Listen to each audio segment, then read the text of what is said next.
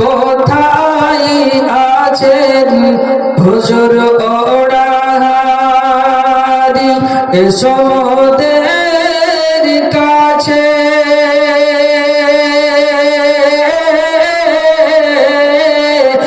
নয়ন ভরে দেখি তোমায় ওগো অনেক কথা আছে খোদার ওলি মরে না কো কবর চিরদিন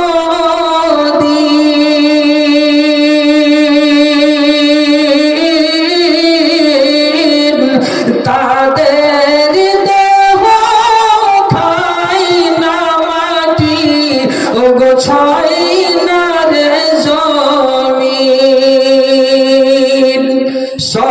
সশরীরে ঘুরে বেড়ান জমিন আকাশ বিছে নয়ন ভরে দেখি তোমায় অনেক কথা আছে ইমাম ফখরুদ্দিন রাজি রহমাতুল্লাহ আলাইহি মৃত্যু শয্যায় শুয়ে গিয়েছেন, মৃত্যুর বিছানায় শুয়ে রয়েছেন। এমনি সময় ইবলিস শয়তান তার কাছে পৌঁছে গেছে। তার কাছে পৌঁছে যাওয়ার পর বলে ইমাম ফখরুদ্দিন রাজি, বলো বলো জগতের বুকে আপনি তো অনেক মুনাজারা করেছেন, অনেক বাহাস করেছেন, অনেক ফতোয়া দিয়েছেন, আপনি কি আল্লাহকে এক জেনেছেন? বলে হ্যাঁ। বলে আল্লাহ যদি এক হয় তাহলে দলিল দিতে হবে। হযরত ইমাম ফখরুদ্দিন রাজি রহমাতুল্লাহ আলাইহি একটা দুটো করতে করতে আপনার ইবলিসের কাছে দলিল পেশ করতে শুরু করেছে। বাবা হযরত রাসূল পাক সাল্লাল্লাহু তাআলা আলাইহি সাল্লামের উম্মত ইমাম ফখরুদ্দিন রাজি রহমাতুল্লাহ আলাইহি আপনার কিনা দলিল দিয়ে যান। ইবলিস দলিলকে বাতিল করতে থাকে, বাতিল করতে থাকে। করতে করতে ইমাম ফখরুদ্দিন রাজি রহমাতুল্লাহি তাআলা আলাইহি আপনার 360 খানা দলিল পেশ করেছেন। ইবলিস আপনার সমস্ত দলিলকে বাতিল করে দিয়েছে। ইমাম ফখরুদ্দিন রাজি আর দলিল খুঁজে পান না। আব্বা জান আমার ভাই জানেরা, ইমাম ফখরুদ্দিন রাজি এইভাবে মৃত্যু শয্যায় পড়েছেন। অনেক দূরে উঁচু একটা জায়গাতে হযরত ইমাম ফখরুদ্দিন রাজি রাহমাতুল্লাহ আলাইহির পীর হযরত নাজিমউদ্দিন কুবরা রাহমাতুল্লাহ আলাইহি বসে বসে ওযু করছিলেন বাবা, আর আপনার মুরিদের তামাশা দেখতেছিলেন। হযরত ইমাম ফখরুদ্দিন রাজি যখন শেষ পর্যায়ে চলে এসেছে, ইবলিস শয়তান তার ঈমানটাকে নষ্ট করে দেবে, ইবলিস তার ঈমানটাকে চুরি করে নেবে, ইবলিস তার ঈমানটাকে ধ্বংস করে দেবে। হযরত নাজিমউদ্দিন কুবরা রাহমাতুল্লাহ আলাইহি ওযু করতে করতে পীরের তামাশা দেখে, আর ওযু অবস্থায় ওই জায়গা থেকে এক চুল্লু পানি ছিটিয়ে দিয়ে বলে,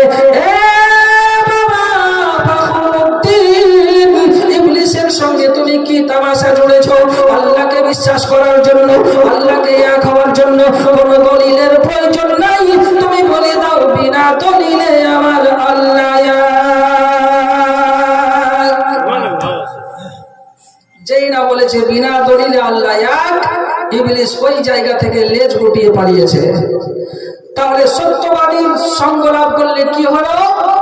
মুরিদ বিপদের মধ্যে পড়েছে, তার পীর তাকে বাঁচিয়েছে। জোরে বলুন সুবহানাল্লাহ। আমরা আজকে সত্যবাদীদের পক্ষে না বিপক্ষে? পক্ষে, সত্যবাদীদের পক্ষে। সত্যবাদীদের সঙ্গ আমাদেরকে লাভ করতে হবে। যদি সত্যবাদীদের সঙ্গে আমরা লাভ করতে পারি, তাদের সঙ্গে যদি থাকতে পারি, তাহলে ইবলিস আমাদের ঈমানকে, তাকওয়াকে, পরহেজগারিকে কখনো চুরি করতে পারে না।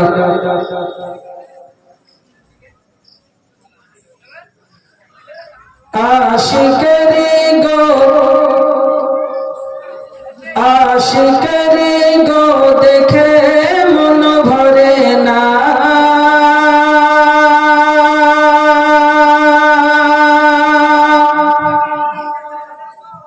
নূরে ভরা গো সোনার মদিনা। জোরে বলুন সুবহানাল্লাহ। আশিকরি গো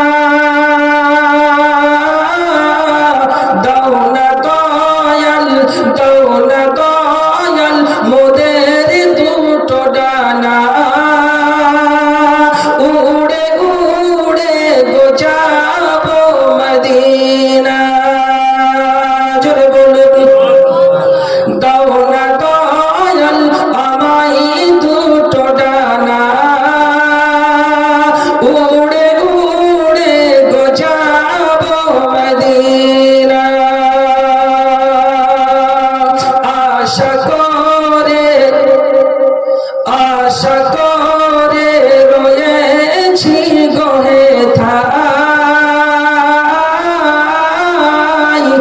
আশা করে রয়েছি গহে থাই, কবে ডাকবেন গো মক্কা মদিনায়। কে আশা করে রয়েছি গহে থাই,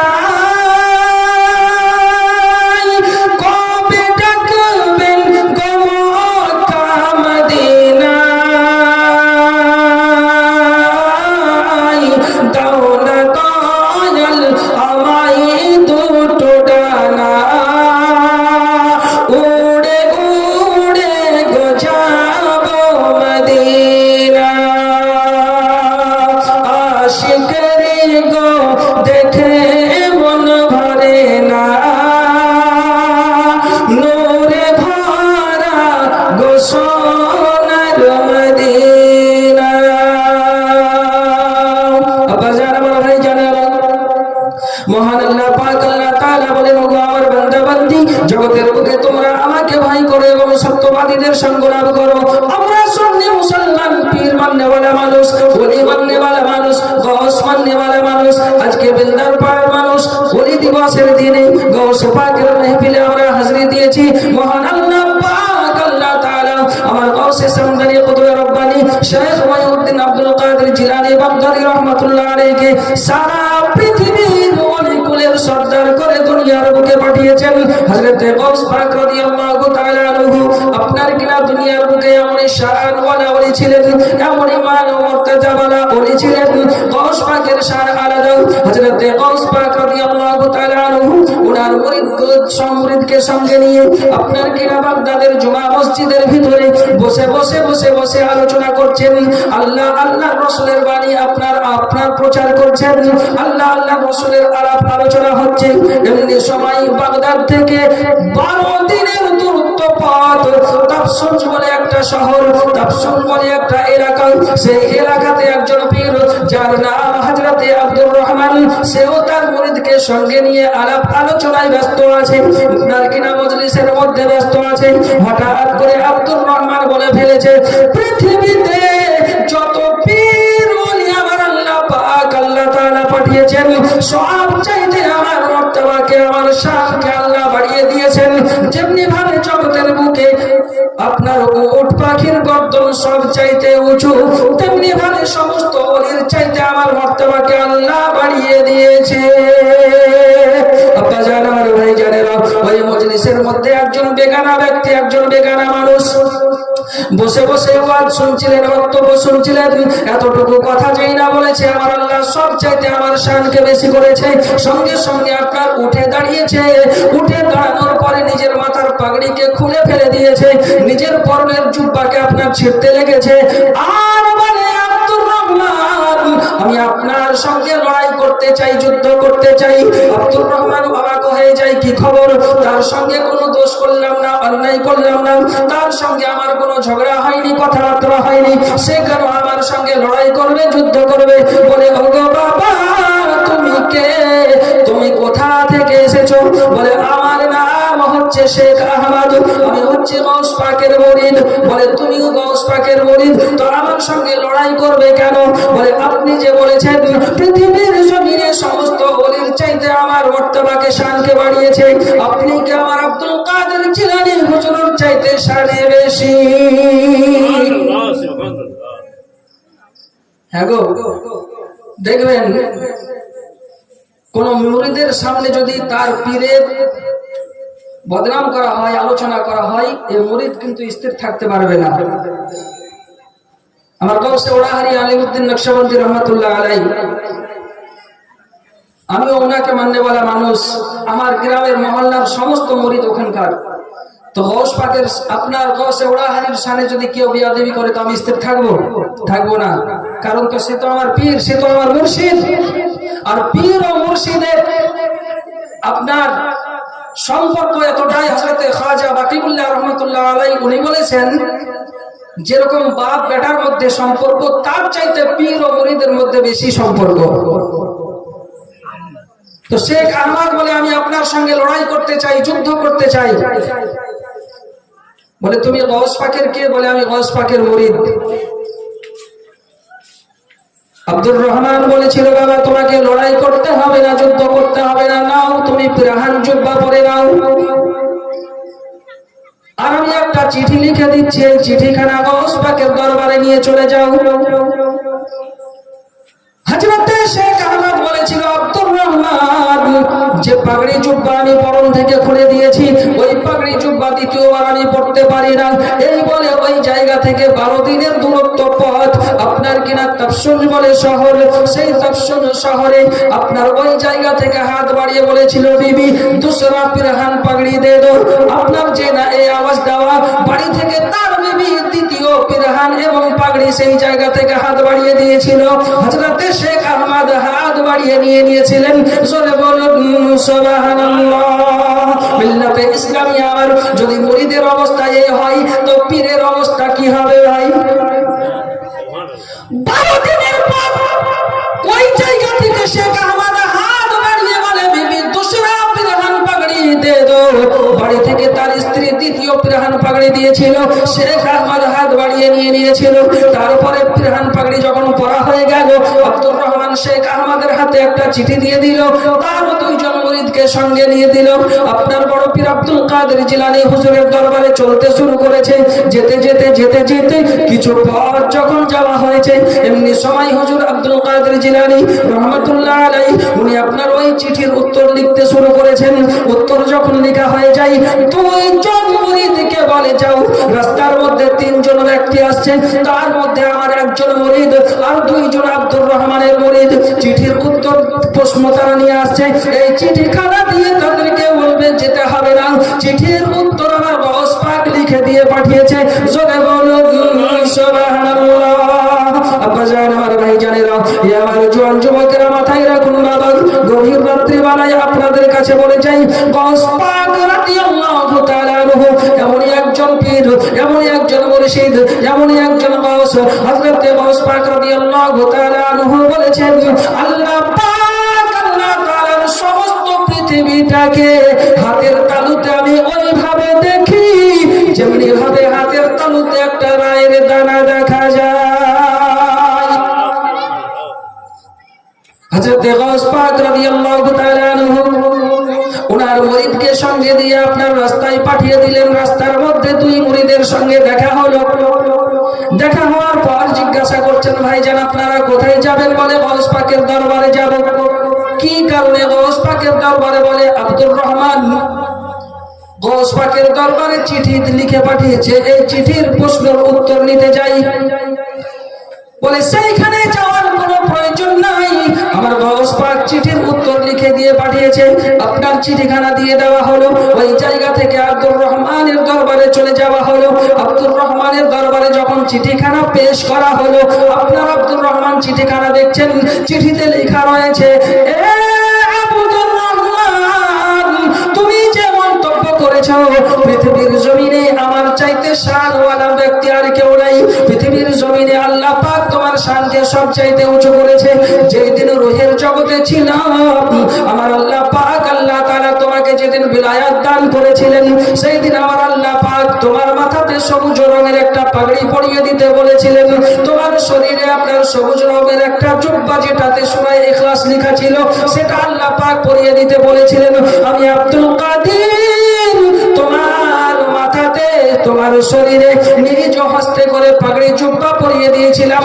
তুমি কি সেই দিনের কথা ভুলে গেছো?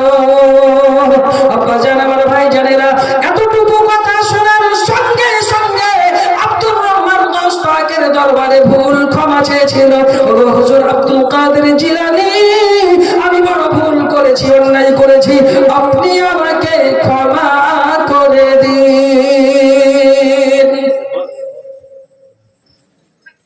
আব্বাজি, তাহলে বোঝা গেল ওলি কাকে বলা হয় আর আমার গৌস পাক কাকে বলা হয়। যে চিঠি নিয়ে আসছে, চিঠিতে কি লেখা আছে গৌস পাক জানেন কি জানেন না? আর জানেন বলেই তো উত্তরটা লিখে পাঠিয়েছেন যে তার কাছে আর যেতে হবে না। এই হচ্ছে গৌস পাকের শান, আর এটাকেই বলা হয় কারামাত। আগুন আর লোহা এক জিনিস না আলাদা জিনিস? আলাদা জিনিস। লোহা তার রং হয় কালো, তার গায়ে যখন হাত লাগানো হয় তখন ঠান্ডা ভাব হয়। আর আগুন রং হয় লাল, আর তার গায়ে যখন হাত লাগানো হয় তো আমাদেরকে হসপিটালে যেতে হয়, ঠিক কি না?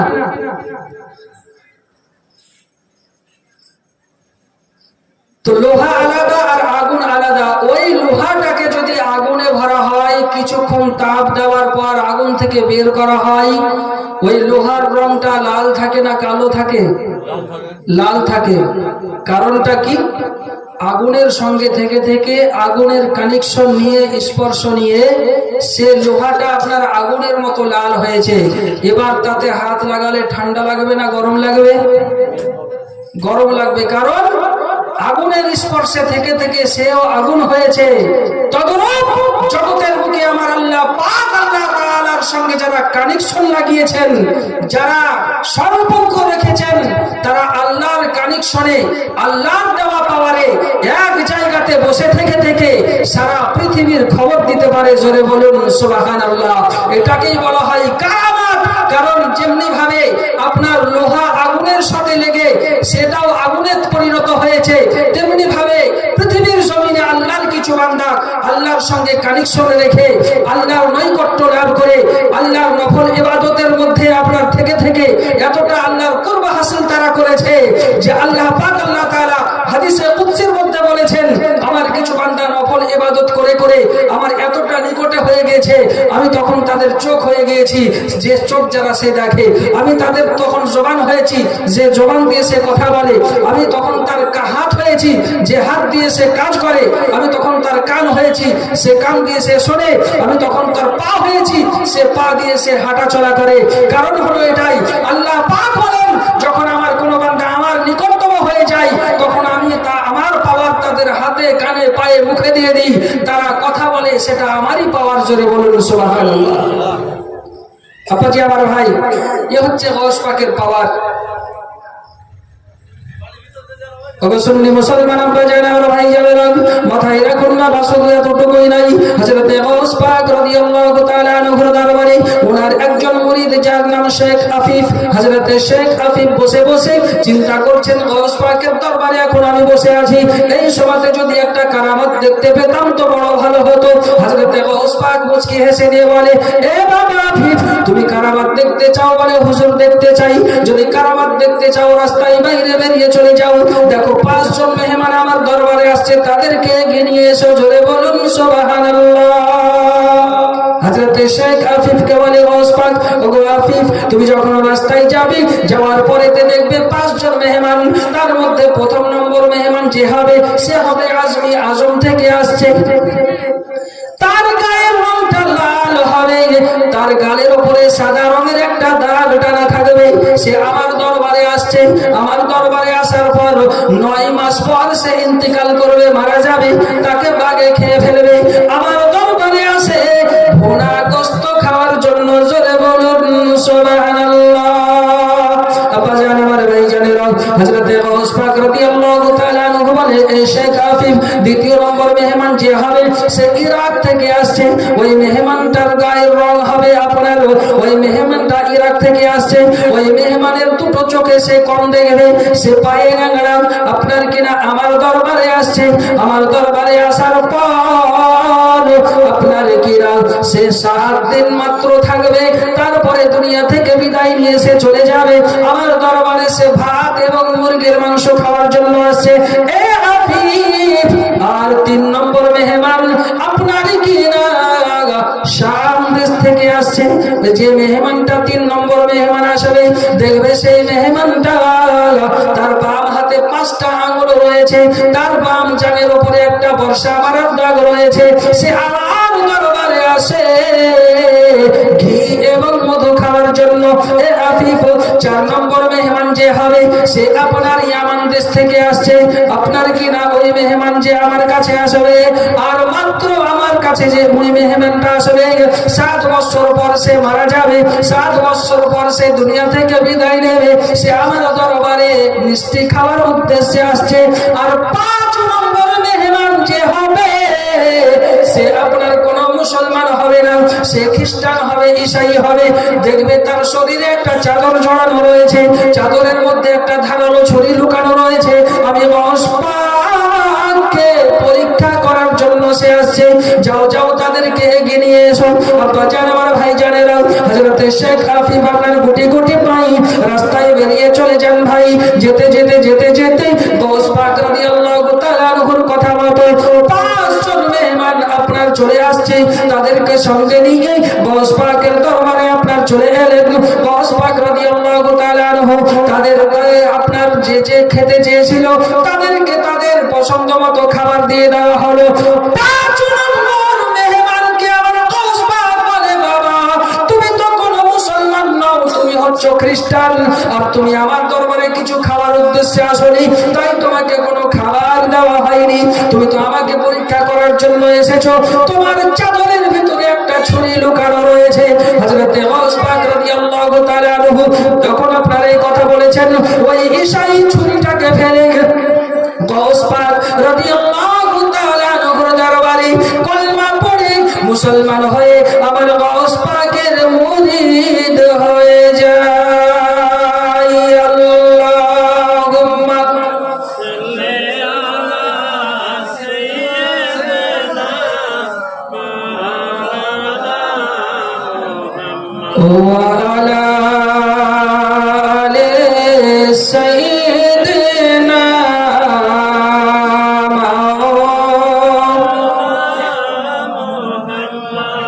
صلوا على محمد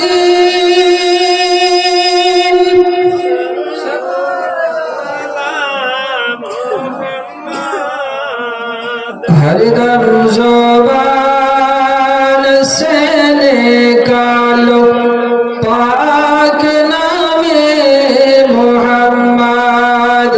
हर दम ज़ुबान शफीना मोहम्मद। আমার মন ভালো না, জোরে বলুন সুবহানাল্লাহ। আমার মন ভালো না, আমার দিল ভালো না, কতদিন হলো নবীর রওজা দেখি না। নবীর রওজা দেখি না, মোদের মন যে মানে না। নবীর রওজা দেখি না, মোদের মন যে মানে না, কতদিন হলো নবীর রওজা দেখি না। আমার দিল ভালো না, আমার মন ভালো না, কতদিন হলো নবীর রওজা দেখি না। দুকানে শুনেছি নবীজির কথা, দু চোখে দেখিনি মনে যে ব্যথা। দু চোখে দেখিনি মনে যে ব্যথা, কবে মদিনার মাটি গায়ে,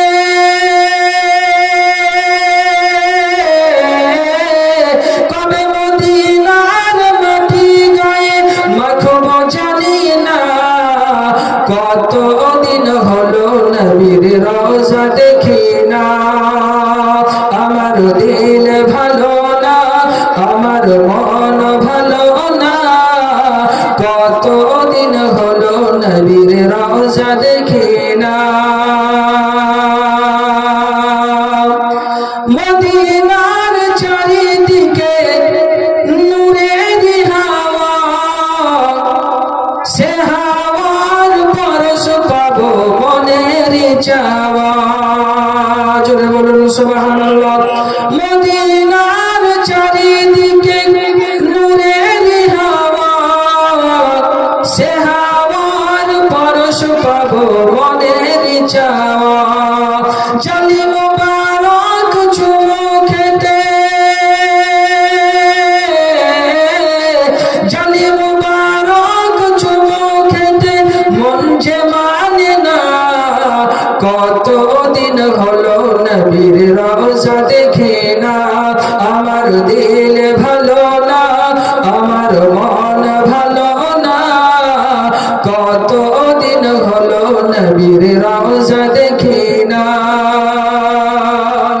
আব্বাজি আমার ভাই, তো গৌস পাকের দরবারে 5 জন মেহমান চলে এলো, 4 জনকে তাদের ইচ্ছা অনুযায়ী খাবার দিয়ে দেওয়া হলো। 5ম জন মেহমানকে আমার গৌস পাক বলছে, বাবা তুমি তো কোনো মুসলমান নও, তুমি তো খ্রিস্টান ধর্মের মানুষ, আর তুমি আমার কাছে কোনো খাবারের জন্য আসনি, তুমি তো আমাকে পরীক্ষা করার জন্য এসেছো, তোমার চাদরের তলে ছুরি লুকানো রয়েছে। এতটুকু কথা শোনার সঙ্গে সঙ্গে সেই ঈসাই খ্রিস্টান আপনার ছুরিখানকে ফেলে গৌস পাকের দরবারে কলমা পড়ে মুসলমান হয়ে মুরিদ হয়ে গেলেন। একেই বলা হয় বড় পীর আব্দুল কাদের জিলানী। জোরে বলেন সুবহানাল্লাহ। হ্যাঁ গো, আজকে যারা ওলি হন, যারা পীর হন, তাদের ক্ষমতা অসীম, আল্লাহর দেওয়া পাওয়ার। ভারতবর্ষের বুকে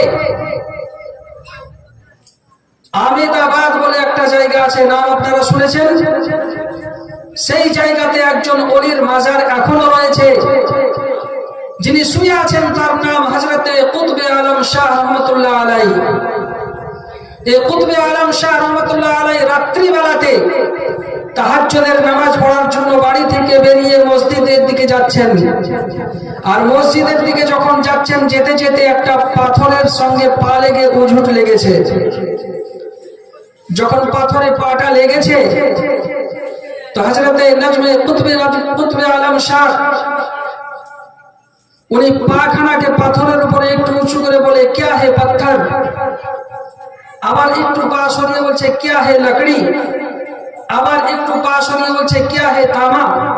আবার একটু পা সরিয়ে বলে, ক্যা হে খোদা জানে। জোরে বলুন সুবহানাল্লাহ।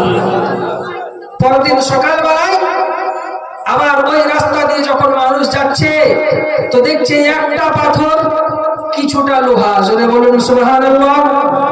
কিছুটা লকড়ি মানে কাঠ, কিছুটা তামা, আর শেষে বলেছিলেন ক্যা হে খোদা জানে। তো ওই জায়গাটা কি সেটা পৃথিবীর মানুষ আজও জানে না। এটাকে পরীক্ষা করার জন্য ব্রিটিশ সরকার আপনার সেই জায়গার কিছু পাথর কেটে ইংল্যান্ডের বড় বড় গবেষকের কাছে পাঠিয়েছিল গবেষণা করার জন্য। তারা গবেষণা করে বলতে পারেনি সেই জিনিসটা কি, কিয়ামত পর্যন্ত বলতেও পারবে না। এ হচ্ছে ওলিদের পাওয়ার, যেটা বলেছেন সেটা হয়েছে। আব্বাজান আমার ভাই জানেরা, মাথায় রাখুন, আল্লাহর যারা ওলি হন, আল্লাহর যারা দোস্ত হন, বন্ধু হন, তাদের পাওয়ার অসীম। আমার গাউস পাক আব্দুল কাদের জিলানী ও গিলানী রাদিয়াল্লাহু তাআলা আনহু বাগদাদ শহরে আপনার মাদ্রাসায় বসে বসে ছাত্রদেরকে পড়াচ্ছেন, শিক্ষা দিচ্ছেন। সেই দিনটা ছিল আপনার সফর মাসের 3 তারিখ। আব্বাজান আমার ভাই জানেরা, মাথায় রাখুন, সময়টা ছিল সন্ধ্যার সময়। আমার গাউস পাক রাদিয়াল্লাহু তাআলা আনহু ছাত্রদেরকে পড়াতে পড়াতে হঠাৎ করে দার্সেগা থেকে আপনার উঠে গেলেন। উঠে যাওয়ার পর আপনার ওযু করতে শুরু করে দিলেন। ওযু যখন সমাপ্ত হয়ে গেল, হযরত গাউস পাক রাদিয়াল্লাহু তাআলা আনহু আপনার কিনা ওযু শেষ করার পর নিজের খড়ম দুটোকে হাতে ধরে ইল্লাল্লাহ বলে একটা বিকট আওয়াজ করে খড়ম দুটো চালিয়ে দিলেন। হাওয়ার গতিতে খড়ম দুটো কোথায় যেন অদৃশ্য হয়ে গেল। আব্বাজান আমার ভাই জানেন, যে সময় হযরত গাউস পাক রাদিয়াল্লাহু তাআলা আনহু ওনার পায়ের খড়ম দুটোকে চালিয়ে দিয়েছিলেন, সেই সময়তে আপনার মাদ্রাসার ছাত্ররা আপনার এক জায়গায় বসেছিল। গাউস পাকের সমস্ত শরীরটা লাল বর্ণের হয়ে গিয়েছিল, সমস্ত শরীর আপনার ঘাম চুয়ে চুয়ে টপ টপ করে জমিনে পড়তেছিল। চেহারাটা আপনার রাগান্বিত হয়ে গিয়েছিল। এত ভয়ঙ্কর চেহারা, এত ভয়ঙ্কর চেহারা, কারো গাউস পাকের দিকে তাকানোর মতো ক্ষমতা ছিল না, গাউস পাকের দিকে তাকিয়ে থাকার মতো ক্ষমতা ছিল না। পৃথিবীর জমিনে যত হৃষ্টপুষ্ট মানুষ হোক না কেন, সেই দিনের দৃশ্য দেখে গাউস পাকের দিকে তাকানোর মতো ক্ষমতা কারো ছিল না।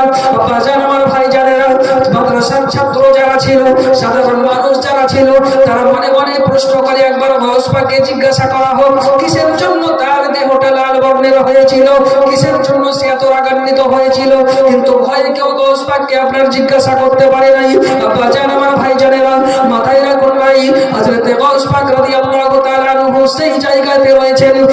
এক মাস পর একজন ব্যক্তি গাউস পাকের দরবারে কিছু সঙ্গে মানুষ নিয়ে গাউস পাকের দরবারে ঠক ঠক করে আওয়াজ দেয়।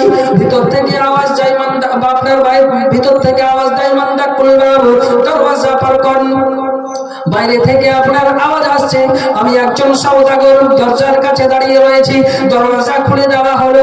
দরজা খুলে দেওয়ার পর বলে কি খবর? বলে আমি হুজুর গৌস পাকের সঙ্গে দেখা করার জন্য এসেছি। গৌস পাককে গিয়ে বলুন আমি অনেক দূর থেকে গৌস পাকের দরবারে এসেছি, গৌস পাকের সঙ্গে সাক্ষাৎ করব, দেখা করব, দিদার করব। আব্বাজি আমার ভাইজানেরা, আমার জওয়ান যুবকেরা, দরজা খুলে দেওয়া হলো। গৌস পাকের কাছে খবর পৌঁছে দেওয়া হলো, ও গৌস পাক দরওয়াজার কাছে একজন মেহমান কিছু সংখ্যক মানুষ নিয়ে দাঁড়িয়ে রয়েছে। সে আপনার সঙ্গে দেখা করতে চাই, সাক্ষাৎ করতে চাই। আমরা কি তাদেরকে নিয়ে আসবো? গৌস পাক বলে যাও তাদেরকে আমার কাছে নিয়ে এসো। মিল্লাতে ইসলামিয়ার গৌস পাক রাদিয়াল্লাহু তাআলা আনহুর দরবারে ওই সওদাগর ব্যক্তি যখন পৌঁছে গেল, পৌঁছে যাওয়ার পর গৌস পাক রাদিয়াল্লাহু তাআলা আনহুর দরবারে আপনার দামি দামি কিছু কিনতে চিজ, কিছু দামি দামি জিনিস গৌস পাককে আপনার উপহার স্বরূপ দেওয়া হলো। আপনার কিছু দামি জিনিস, পোশাক, রেশমি কাপড় আপনার গৌস পাককে দান করা হলো। গৌস পাককে দেওয়ার পরে হযরত গৌস পাক রাদিয়াল্লাহু তাআলা আনহু বলে এ বাবা বলো বলো তোমার হাতে যে আমার খড়ম দুখানা দেখতে পেয়েছি, এই খড়ম দুখানা তুমি কোথায় পেয়েছিলে? যখন এই কথা শোনা হযরত গৌস পাক রাদিয়াল্লাহু তাআলা আনহুর দরবারে ওই সওদাগর বলে হুজুর আমি একজন সওদাগর, আমি একজন ব্যবসায়ী, ব্যবসা করে সওদাগরি করে অনেক মাল উপার্জন করেছিলাম, লাভ করেছিলাম। সওদাগরি করে ব্যবসা করে যখন বাড়ির দিকে রওনা দিয়েছিলাম, বাড়ির থেকে আস্তে আস্তে অনেক পথ হাঁটাচলা করার পর ক্লান্ত হয়ে পড়েছিলাম। একটা জায়গাতে বিশ্রামের মধ্যে সে বসেছিলাম। হঠাৎ করে এক দল ডাকাত এসে আমাদেরকে ঘেরাও করে ফেলে। ওগো হুজুর সেই সময়তে ডাকাতের দল, দস্যুর দল আমার সঙ্গী সাথী যারা ছিল তাদের উপরে প্রহার করতে শুরু করেছে, আঘাত করতে শুরু করেছে। এত মারামারি মারতে মারতে আমার ব্যবসার সমস্ত মাল তারা লুট করে নেয়। আমার কিছু সঙ্গী সাথী তারা প্রাণে মারা যায়। এমনি সময় আমি চিন্তা ভাবনা করি আল্লাহ পাক, আল্লাহ তাআলা এই বিপদের সময়ে কি করা যায়, এই বিপদের মুহূর্তে কি করা যায়? আমার মাল সমস্ত লুট হয়ে গেল, আমার সমস্ত সাথীদেরকে মেরে তারা শেষ করে দিল। এইভাবে চিন্তা করতে করতে খালি সবাইকে একবার বলেছিলাম ইয়া গৌস আল মাদাদ, ইয়া গৌস আল মাদাদ। এই চিৎকার মেরে যখন ডাক দিও হুজুর, আমি সঙ্গে সঙ্গে দেখতে পেলাম জঙ্গলের মধ্যে একটা বিকট আওয়াজ শুরু হয়ে গেল। জঙ্গলে যেন ভূমিকম্প শুরু হয়ে গেল, জমিন যেন উলট পালট করতে শুরু করলো। এই ভয়ঙ্কর আওয়াজ শুনে কে কোথায় ছুটে ছুটে পালিয়ে গেল। মুহূর্তের মধ্যে জঙ্গলটা গোটাই পরিষ্কার হয়ে গেল, ফাঁকা হয়ে গেল। হুজুর এমনি সময় দেখতে পেলাম একটা আওয়াজ আসে বাঁচাও বাঁচাও। আর নয়, আর নয়, যেটা আমাদের শহীদ হয়েছে সেটা যথেষ্ট হয়েছে। আমরা আর মার খেতে পারি না, যন্ত্রণা সহ্য করতে পারি না। গৌস পাক রাদিয়াল্লাহু তাআলা আনহু এই আওয়াজটা শোনার সঙ্গে সঙ্গে আমি দেখলাম কয়েকজন দস্যু ডাকাত আমার দরবারে ছুটে ছুটে চলে আসে। আসার পর বলে আর নয়, আর নয়, খুব হয়েছে, এত মার আমরা খেয়েছি, আমরা যেন আর মার খেতে পারি না। এই বলে আপনার তারা চিৎকার মারতে মারতে আমার কাছে চলে আসে। হঠাৎ করে খড়ম দুখানা জমিনে চলে আসে। আমি সঙ্গে সঙ্গে আপনার খড়ম দুইখানা দেখে চিনতে পেরেছি হুজুর। এজন্য আপনার খড়ম দুইখানা আমি হাতে করে নয়, মাথায় করে আপনার দরবারে এসেছি।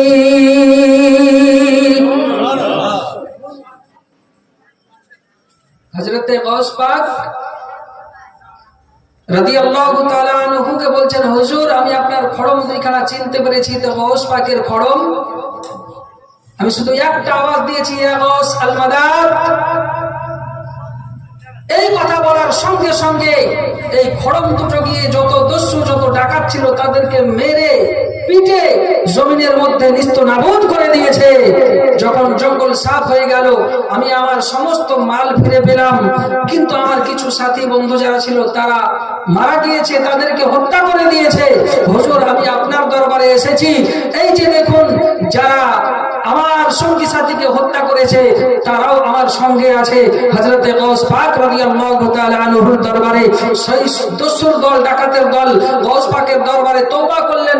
তওবা করে কলমা পড়ে মুসলমান হয়ে গাউস পাকের হাতে হাত দিয়ে বায়াত হয়ে গাউস পাকের মুরিদ হয়ে গেলেন। জোরে বলুন সুবহানাল্লাহ। কোথায় আছেন হুজুর ওড়াহারি, এসো মোদের কাছে,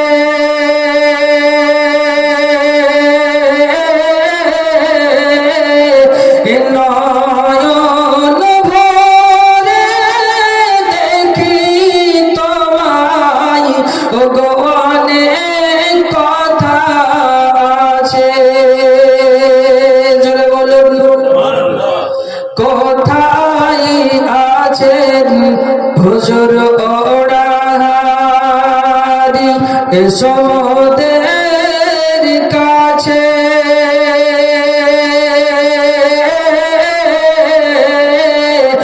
নয়ন ভরে দেখি তোমায়, ওগো অনেক কথা আছে। এ খোদার ওলি মরে না কো অমর চিরদিন,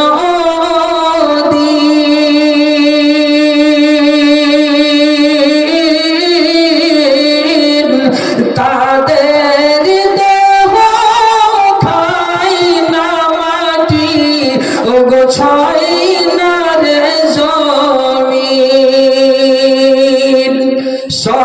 সশরীরে ঘুরে বেড়ান জমিন আকাশ বিছে,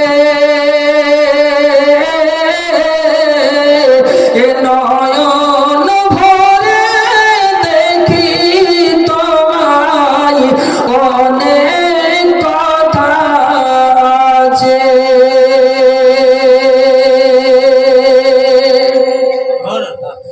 ওগো খোদার ওলির নাই ভয় ডর, দুনিয়া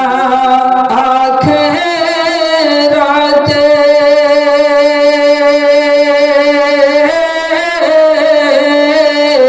খোদার ফয়েজ হয় জারি, ওগো তাদের পায়ে হাতে, ওগো ফানা ফিল্লাহি খোদার সাথে তারা মিশে গেছে, এ নয়ন ভরে দেখি তোমায়, ওগো অনেক কথা আছে। ওগো আল্লাহর ওলি মাজার থেকে দেখতে সবই পান, ওগো মুরিদেরি মুসিবতে, ওগো তিনি ছুটে যান। জোরে বলুন ওগো আল্লাহর ওলি মাজার থেকে দেখতে সবই পান,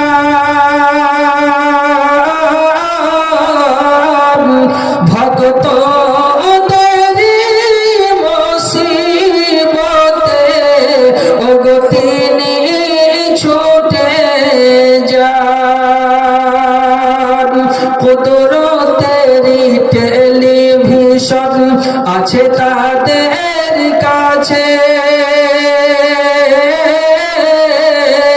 এ নয়